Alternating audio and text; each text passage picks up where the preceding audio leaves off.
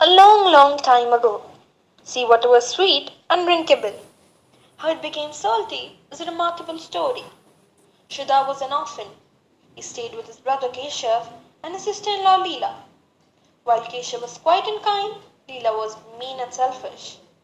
She resented Shraddha staying with them. She would not give him enough to eat, made him work very hard, and found many ways to trouble him. Keshav could never gather the courage to stop his wife from treating his brother so badly. One day Leela told Sridhar to get firewood. Obediently he went to the nearby forest with his axe and chopped some wood. Then he bundled the sticks and returned just as it was about getting dark. On seeing him, Leela shouted, Look how late you are. What took you so long? Is this any time to come home? When will I light the kitchen fire? And when will I cook? Then looking carefully, she asked, Where is the axe? If you have left it in the forest, you have to return right now and get it. I will not allow you to enter in the house without it. Poor Sridhar had to walk back into the forest in the dark. The shadows were dense and there was no moonlight to help him either. He searched everywhere but could not find the eggs.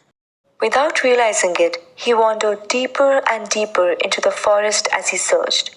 Suddenly, storm clouds gathered and the rain started pouring down. Sridhar spotted a flicker of light in the distance and ran towards it. The light was coming from a fire which had been lit inside a small cave. Sridhar dashed in and to his surprise saw his axe lying in the cave next to some firewood. Then as he looked carefully, some dwarfs emerged from their shadows. Without taking any notice of him, they gathered round the fire, holding hands, and began to dance. As Sridhar stood and watched them in amazement, an old dwarf with a long white beard came to him and said, Come and join our dance. But Sridhar was thunderstruck and did not know what to do. He noticed that the fire was starting to burn out, so he chopped the firewood into smaller pieces and fed the fire. The night passed, with the dwarfs dancing and Sridhar feeding the fire with fresh wood when it looked like dying out. The dwarfs were very happy. When dawn broke and the celebrations ended, one of them came up to Sridhar and said, Helped us so much last night. We have a gift for you. Here's a fan. Whenever you desire something, just wave the fan gently and ask for it. When you have had enough, whisper enough, enough, enough 3 times and it will stop producing the object. Seeing this, he handed Shraddha what looked like an ordinary fan. Then the group of dwarfs swiftly melted into the forest. Shraddha could not believe his luck. Just to try out the fan, he waved it in the air and said, Get me a hot meal. As soon as he said this, dishes started falling from the sky, each filled with all kinds of delicious food. Sridhar whispered hurriedly, Enough, enough, enough, and the dishes stopped. Sridhar sat down and ate a hearty meal, his first in many years. Then lay down in the shade of a large tree and pondered what he should do next. He decided not to go back to his brother's house. Instead, he went to a beautiful town near the sea, and there he built a house, made money, and never wanted for anything, thanks to the magic fan. When Keshav and Leela heard that Sridhar was now living in a town near the sea and was very prosperous, they became jealous. They quickly packed their bags and went to meet him. Sridhar, who had always been very fond of his brother, greeted them politely and asked them to spend as much time as they wanted in his house. Keshav and Leela were wonderstruck seeing the riches Sridhar had acquired.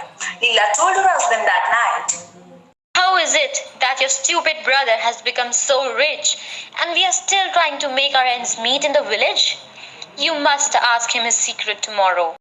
The next day, when Keshav questioned him, Sridhar told him, I just got lucky. I was presented with a magic fan. When I wave it and ask for what I want, the fan produces it out of thin air. When I have enough. Keshav did not have the patience to hear anymore. It's nice. May God bless you. Then he ran to tell Leela the story, whose greedy eyes glittered when she heard it. She had to get her hands on the fan. That night, when everyone was asleep, she made Keshav creep into the room where the fan was kept and steal it.